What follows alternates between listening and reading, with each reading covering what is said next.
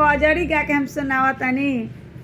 अरे तोहरा से पूछ ले पातर पियावा कैसे रे कैसे ना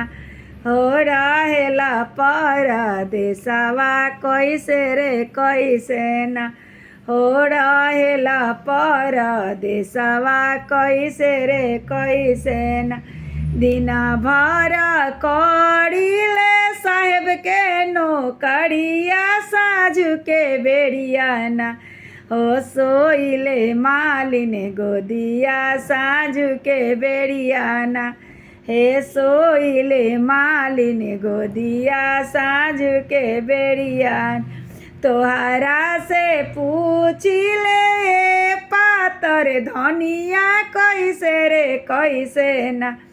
हो रहेलु नई हरावा कैसे रे कैसे ना हो रहेलु नई हरावा कैसे रे कैसे ना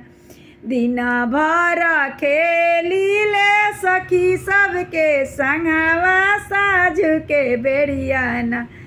हे सोइले अम्मा गोदिया साझु के बेड़िया ना